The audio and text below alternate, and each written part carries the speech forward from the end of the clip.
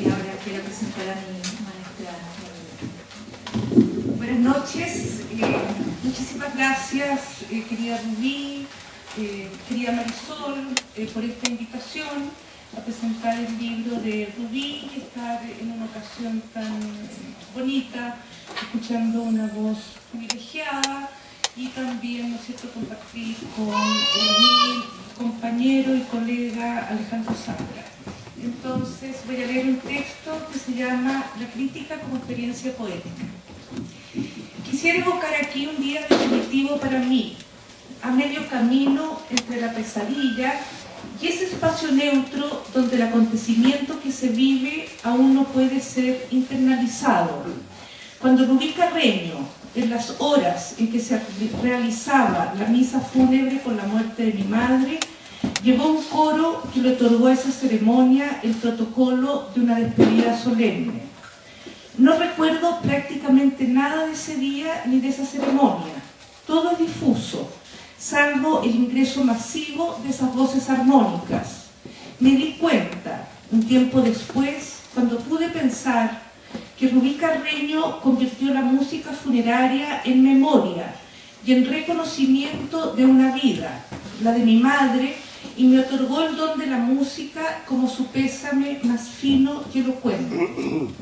Escogí recordar este escenario personal para iniciar la presentación del libro Avenida Independencia, porque mientras lo leía, y no sé bien por qué, volvía una y otra vez a mí la memoria de esa fecha, la mía, y pensé que la relación música-literatura, o quizás cierta música y cierta literatura, forman parte de manera muy intensa del recorrido solidario, cultural y político, y acaso materno, en un sentido conceptual, de la autora.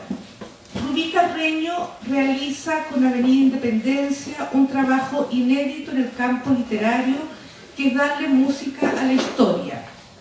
Me refiero tanto a la historia, es un decir, histórica, como a la historia literaria, y posiblemente producir una historización múltiple y móvil de su propia memoria personal, para potenciar su creación crítica, en la que parece confluir con la misma intensidad relatos musicales junto a relatos literarios. No se trata de pensar en una música de fondo, en el sentido más convencional del término, sino más bien su fondo es la formulación de una música plural que comparte espacios con las prácticas literarias, movimientos, testimonios que se intersectan más allá de los tiempos sincrónicos.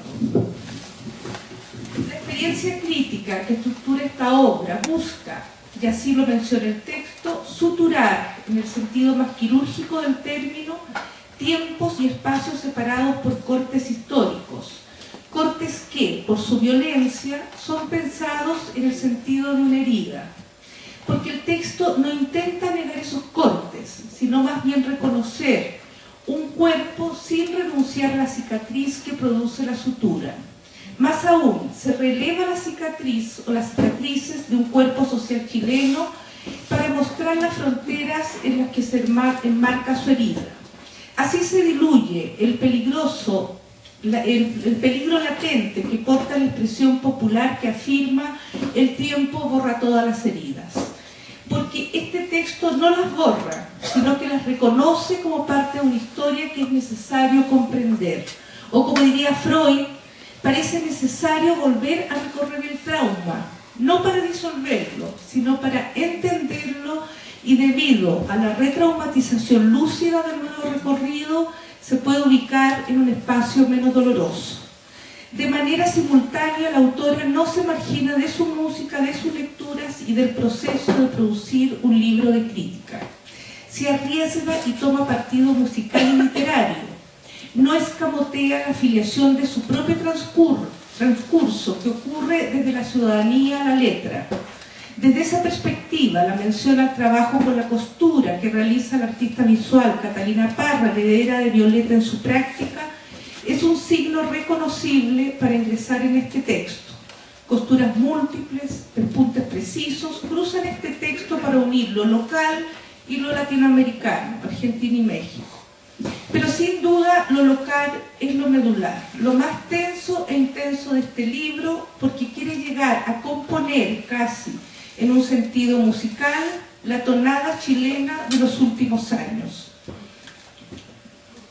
Acudir hacia la configuración de un lugar otro, música y literatura, coser en un espacio en el cual todavía no se han podido resolver las sensibilidades sociales que atraviesan los tiempos comprendidos entre la predictadura, la dictadura y la transición. La propuesta de este libro es modular los tonos de los tiempos, marcar las pausas de sus entretiempos, pensar las emociones y las sensaciones, o como diría Michel Foucault, producir ciertos acercamientos microfísicos para descubrir un campo siempre hostil, donde el hacer artístico tiene que lidiar con los sentidos de su tiempo, quiero decir, coexistir y disentir a la vez con todos los tiempos.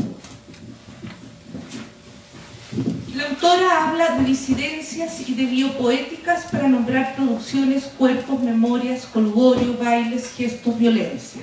Esta estrategia le permite transformar la escritura crítica en un espacio liberado a flujos que trenzan no solo prácticas, sino que producciones y nombres que pueblan los diversos tiempos.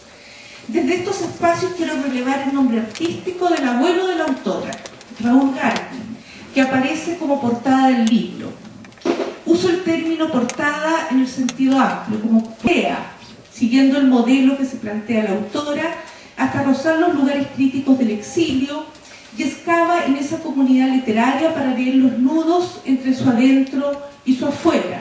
Y más aún, se viaja de sur a norte para encontrar voces a su suma, en lo local Zambra, más allá Cucurto o Yuri Herrera.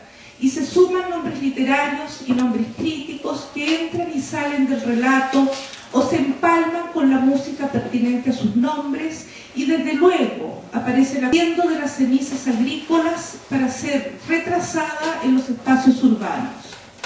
Y no quisiera terminar esta presentación sin detenerme en uno de los espacios más disidentes de nuestra historia que recoge el libro Avenida Independencia, como es la referencia al Mapudungun y al pueblo mapuche, la herida, el trauma, las vidas resistentes que se cursan en un pueblo sometido a leyes y por leyes que no le pertenecen.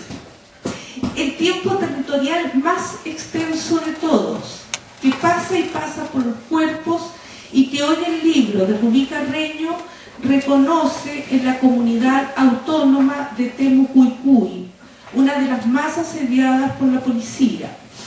Y con Temucuicui como emblema, quiero cerrar esta presentación de este libro creativo e indispensable, citando a Gamben cuando dice: la distancia y a la vez la cercanía que definen a la contemporaneidad tienen su fundamento en una proximidad con el origen, que en ningún caso late tan fuerte como en el presente. Felicitaciones, querida Rubí. Muchas gracias.